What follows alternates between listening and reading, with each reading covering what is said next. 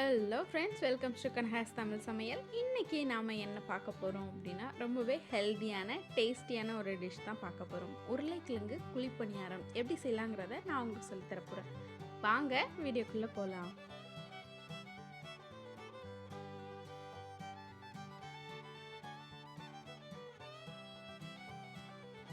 தேவையான பொருட்கள்: உப்பு, தனி மிளகாய் தூள், மஞ்சள் தூள், உருளைக்கிழங்கு, நல்லா வேக வச்ச உருளைக்கிழங்கு தோல் உரித்து எடுத்து வச்சுருக்கேன், வெங்காயம் பொடியாக கட் பண்ணது, பச்சை மிளகாய், கருவேப்பிலை, கொத்தமல்லி, அவல் ஊற வச்சு எடுத்து வச்சுருக்கேன். ஃபஸ்ட்டு ஒரு பாத்திரத்தை எடுத்துக்கோங்க. நாம் வேக வச்சு தோல் உரித்து வச்சுருக்க உருளைக்கிழங்க அதில் நல்லா துருவி எடுத்துக்கோங்க. ஏன் துருவி எடுக்கணும் அப்படின்னா, எல்லாமே நல்லா ஈவனாக இருக்கும். துருவி எடுத்தோம்னா ஸ்மாஷ் பண்ணோம் அப்படின்னா அங்கங்கே சின்ன சின்ன கட்டியாக இருக்கும். அதுக்காக தான் நான் துருவி எடுத்துக்கணும்னு சொல்கிறேன். இது மாதிரி நல்லா எல்லா உருளைக்கிழங்கையும் துருவி எடுத்துக்கோங்க. நான் 4 உருளைக்கிழங்கு மீடியம் சைஸில் எடுத்து வச்சுருக்கேன்.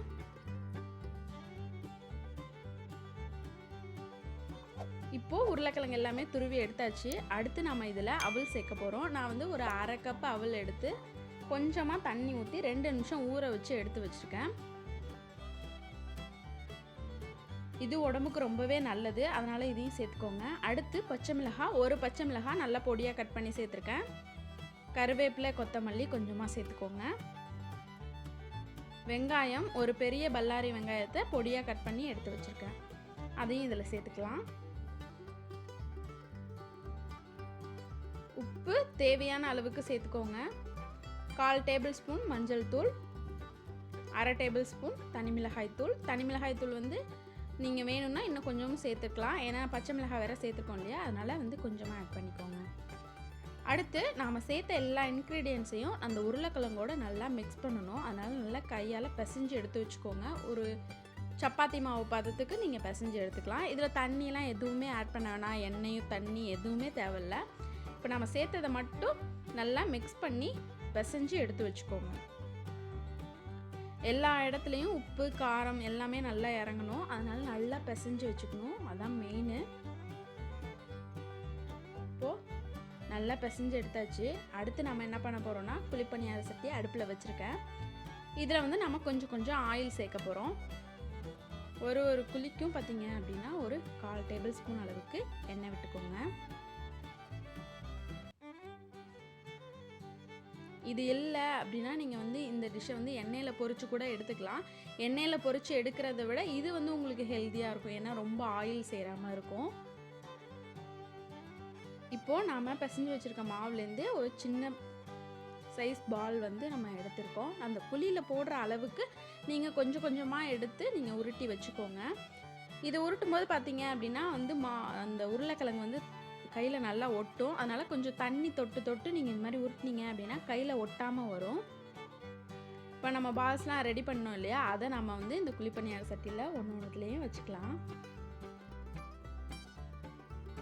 இன்னொரு விஷயம் பார்த்தீங்க அப்படின்னா, இது ரொம்ப ஹை ஃப்ளேமில் வைக்கக்கூடாது, ஏன்னா சென்டரில் உள்ளது நல்லா ஹீட் அதிகமாகி உங்களுக்கு சீக்கிரமாக குக் ஆகிடும். சைடில் உள்ளதெல்லாம் சீக்கிரம் குக் ஆகாது. கொஞ்சம் மீடியமாக வச்சு குக் பண்ணிங்க அப்படின்னா எல்லாமே ஈவனாக குக் ஆகும். ஏன்னா சென்டரில் உள்ள ரொம்ப செவந்து போயிடும், சைடில் உள்ளதெல்லாம் அந்த அளவுக்கு செவக்காது, அந்த மாதிரி இருக்கும். அதுக்காக தான் சொல்கிறேன், மீடியம் ஃப்ளேமில் வச்சு குக் பண்ணுங்கள். இது மாதிரி ஒரு சின்ன ஸ்பூன் வச்சு அப்பப்போ திருப்பி விட்டுட்டே இருங்க, அப்போ தான் எல்லா சைடும் நல்லா குக் ஆகும். இது பார்த்தீங்க அப்படின்னா நீங்கள் ஈவினிங் ஸ்நாக்ஸாக வச்சு கொடுக்கலாம். வீட்டுக்கு யாராவது விருந்தாடி வந்திருக்காங்கன்னா உடனே செஞ்சு கொடுக்கலாம், ரொம்ப ஹெல்த்தியாக இருக்கும். ஏன்னா உருளைக்கிழங்குல பார்த்திங்கன்னா நிறைய ப்ரோட்டீன்ஸ் இருக்குது. அதுமாரி அவல்னு பார்த்திங்கன்னா உடம்புக்கு ரொம்பவே நல்லது. அதை குளிர்ச்சி உடம்புக்கு. இப்போது இந்த சம்மர் டைமில் இந்த மாதிரி ஸ்நாக்ஸ்லாம் செஞ்சு கொடுத்தா பசங்க ரொம்ப விரும்பி சாப்பிடுவாங்க.